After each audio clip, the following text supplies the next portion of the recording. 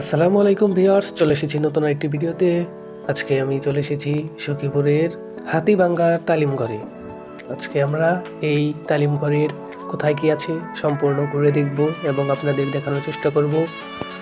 ফার্স্টেই দেখতে পাচ্ছেন এই যে আমরা গেটের সামনে চলে এসেছি। গেটটা অনেক সুন্দরভাবে সাজানো।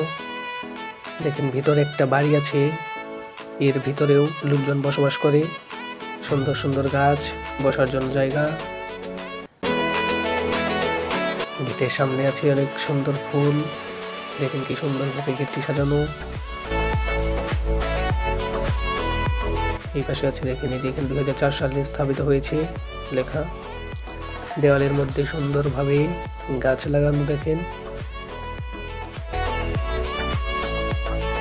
এই পাশে দেখেন গাছের এই পাশে মাঝখানে একটু পুকুরের মতো আছে। পুকুরের ওইখানে দেখেন ওই যে তালিমঘর লেখা আছে ইংরেজিতে। এখানে সব থেকে ইন্টারেস্টিং বিষয় হচ্ছে এটাই, এটা দূর থেকে অনেক সুন্দর দেখা গেল আপনাদেরকে, তাই আমি এটা দেখানোর চেষ্টা করলাম। চলেন এখন আমরা সামনের দিকে যাই।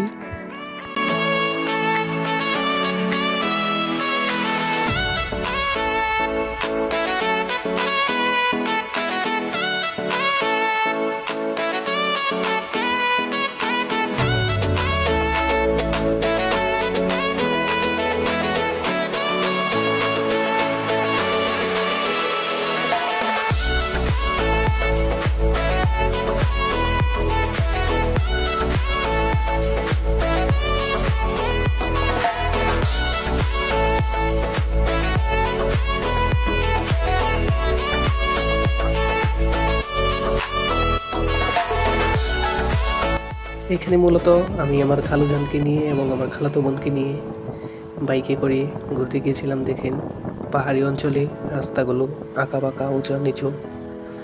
দেখেন ক্যামেরাটা নাড়াচাড়া হয়ে গেছে। সামনের দিকে গিয়ে দেখি সুন্দর একটি অনেক জায়গার মধ্যে একটা পুকুর। পুকুরের এই পাশে দাঁড়িয়ে অনেক ভালো লাগলো। তারপরে দেখি এখানে কলার বাগানে শুধু কলা আর কলা। পাকা কলা থাকলে এখান থেকে নিয়ে কিছু কলা খাওয়া যেত।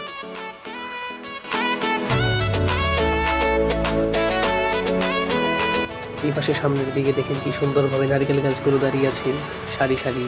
দেখতে কি যে ভালো লাগলো।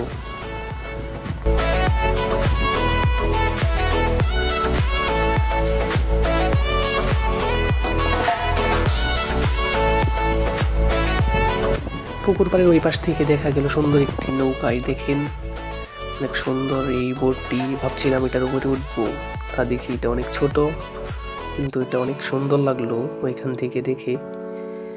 দেখেন কি সুন্দর।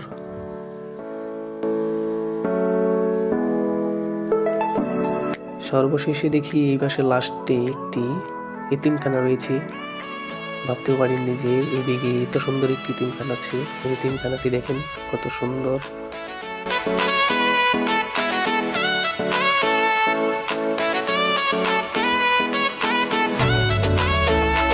তো আজ এই পর্যন্তই, দেখা হবে পরবর্তী কোনো নতুন ভিডিওতে। আসসালামু আলাইকুম।